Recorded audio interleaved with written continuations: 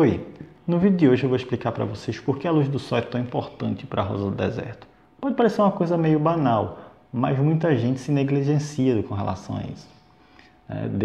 Acha que 3 horas, 4 horas de sol não são importantes. Eu vou explicar para vocês por que a luz do sol é importante não só para a formação de cáltex, como também para a floração da planta. Eu acho que todos vocês já ouviram falar em fotossíntese. Fotossíntese é quando a planta utiliza a luz do sol, juntamente com a água e com o dióxido de carbono que tem no ar, para gerar carboidratos, para gerar glicose. E isso só acontece, obviamente, quando a luz do sol ou algum tipo de fonte de luz artificial, desde que essa luz seja no comprimento de onda correto, seja da intensidade correta. Então, por que é tão importante? Quando a planta faz isso, quando a planta pega o dióxido de carbono juntamente com a água, ela libera oxigênio e cria glicose. Essa glicose vai ser acumulada na planta.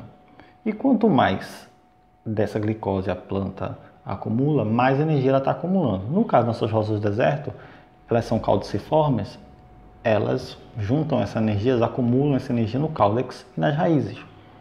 Então tá aí por que a luz do sol é tão importante para nossas rosas do deserto. Além disso, durante a noite, a planta faz o processo contrário. A planta ela faz o processo de respiração. Ela utiliza o oxigênio juntamente com o carboidrato e libera água e dióxido de carbono. Isso só acontece na ausência de luz, ou seja, só acontece na escuridão. Por isso as plantas são seres autossuficientes, porque além de produzirem o próprio alimento, elas também liberam as substâncias necessárias para a produção desse alimento.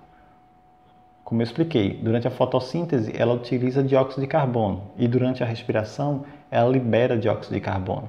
Durante a fotossíntese ela utiliza água e durante a respiração ela libera água. Toda essa energia acumulada na planta, como eu falei, vai para o caudex. E a seiva, que é conduzida para as folhas durante o processo de fotossíntese, se torna uma seiva elaborada e é o que vai alimentar depois cada parte da planta. Então, por isso é tão importante para a planta. A rosa do deserto é uma planta de sol pleno.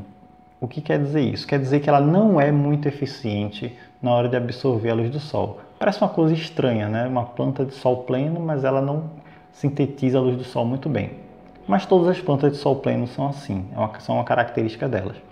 A orquídea, que eu trouxe até uma estranha no ninho aqui, no caso é uma Phalaenopsis, ela é uma planta de meia sombra, uma planta de local claro, mas ela não aceita a luz do sol direto. Pelo contrário, ela pode até morrer, porque plantas de meia sombra elas são muito eficientes na hora de absorver a luz do sol. Elas, em geral, têm folhas mais largas, verdes, um tom de verde mais escuro, que é justamente para conseguir captar essa luz filtrada do sol, essa luz que não vem diretamente. As plantas como rosa do deserto, que são plantas, no caso as orquídeas são plantas de clima tropical.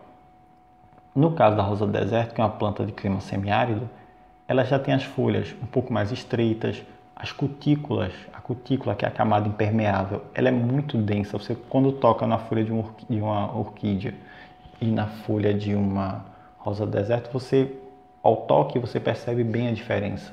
Como uma é mais macia e a outra é meio cerosa, tem uma composição diferente ao toque, que é justamente para evitar que a planta perca água por conta do calor. E por que é tão importante? No mínimo 4 horas e de preferência 5 ou mais horas de luz do sol. Como a planta é pouco eficiente, ela precisa de uma quantidade de luz constante para poder fazer esse processo. E que a maior quantidade possível de partes dela fique no sol para que esse processo seja homogêneo. Porque o que acontece? Se você deixa apenas um galho na luz do sol direto, a planta vai começar a desenvolver mais aquele galho. Ela vai parar de pegar os nutrientes e a seiva elaborada e vai parar de mandar para as outras partes, ou senão vai mandar em quantidade menor. E você vai começar a ter deficiências de nutrientes em outras partes da planta. Por quê? Como vocês sabem, alguns nutrientes não se deslocam, como no caso do cálcio e do boro. Ele se desloca com a água, na hora que a seiva sobe, ele vai para as folhas. E quando chega lá, ele não consegue ir para outro local. Quando você deixa só uma parte da sua planta no sol, o que é que a planta vai fazer? Ela vai pegar o cálcio e o boro, mandar para aquele local onde tem luz do sol, para que esse cálcio e esse boro sejam transformados, e esses elementos vão começar a faltar em outras partes da planta. E você vai ter a planta com um lado com deficiência de nutrientes e outro lado saudável. E isso a gente não quer. Por isso, se você tem uma planta, você mora num apartamento, e sua planta só pega a luz, por exemplo, em um galho ou dois, você durante o dia tem que girar sua planta, mover sua planta de local, para que várias partes das folhas tenham essa incidência de luz, para que a planta mande a seiva, mande os elementos para todas as partes dela por igual e evitar que a planta fique com deficiências de um lado em relação ao outro. Outra diferença que dá para notar em plantas de sol pleno e plantas de sombra é como as folhas se dispõem. Claro que isso não é uma regra, tá? No caso da orquídea, ela é uma monocotiledônea, né? E as rosas do deserto são dicotiledôneas.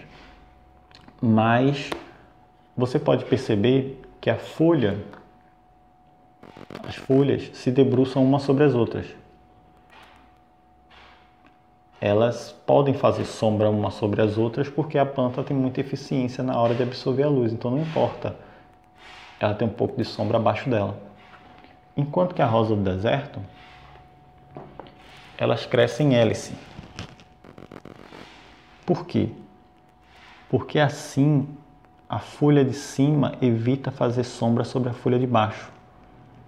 Então ela vai crescendo em pares alternados. Vão crescer duas aqui, duas aqui, duas aqui embaixo. Ela vai girando para evitar essa sombra e que a maior quantidade possível de folhas fique sobre a luz do sol.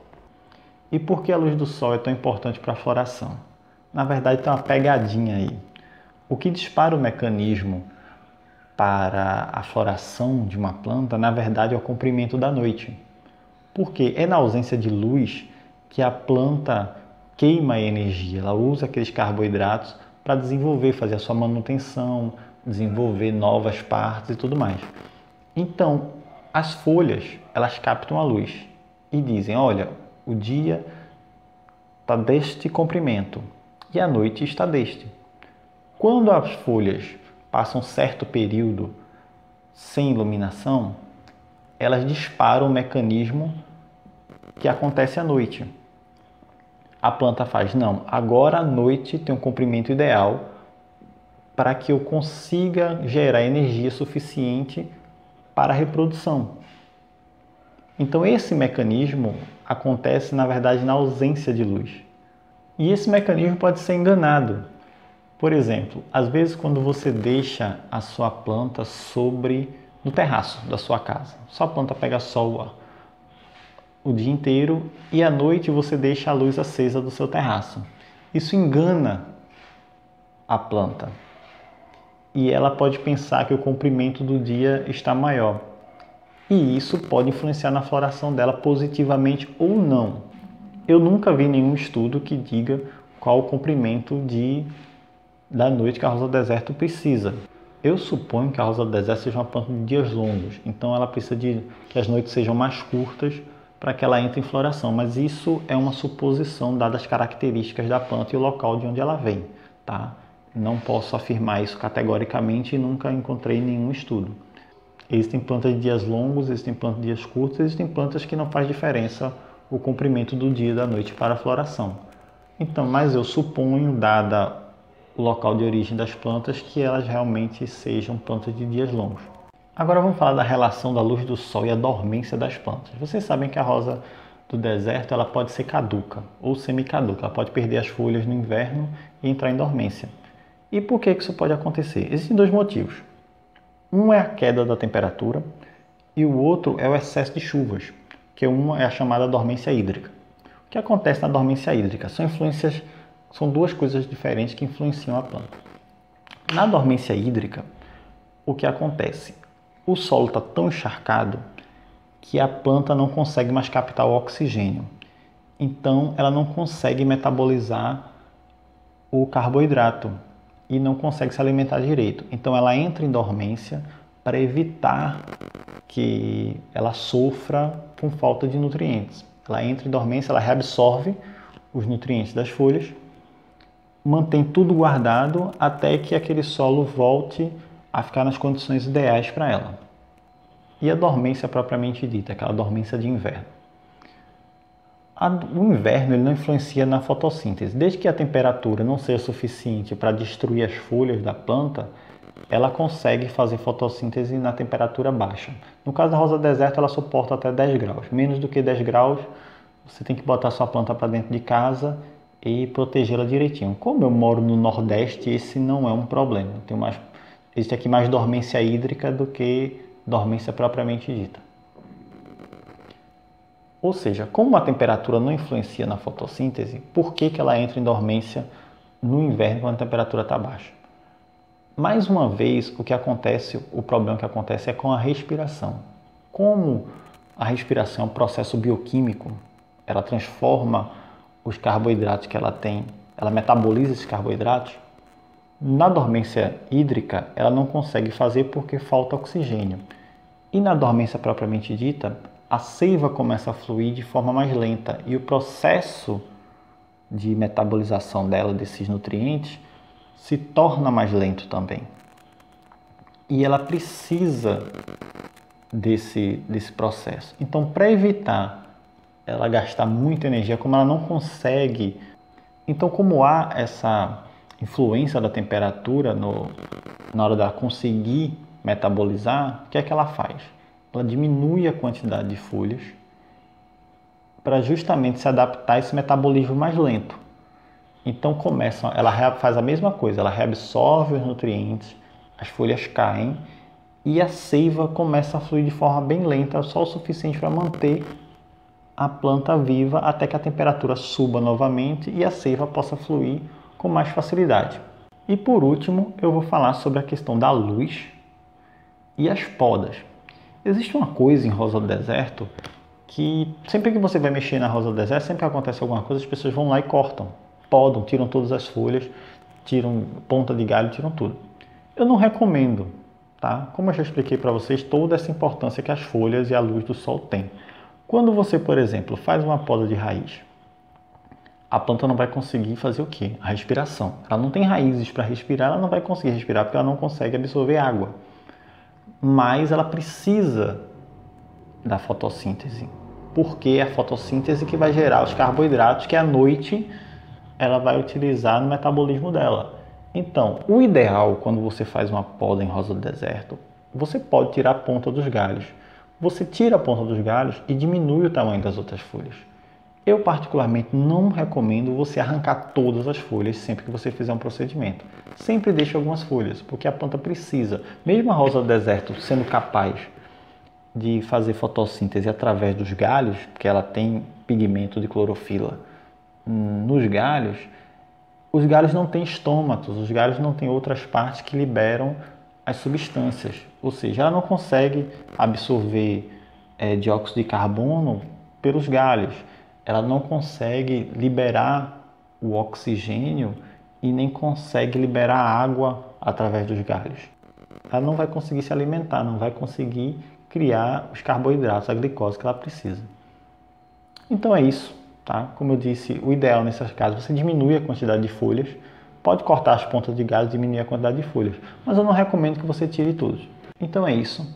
Isso foi apenas para explicar por que é tão importante que a sua rosa do deserto fique no sol e para explicar para vocês por que o sol influencia tanto no ciclo de vida da rosa do deserto. Então até o próximo vídeo, espero que vocês tenham gostado. Tchau!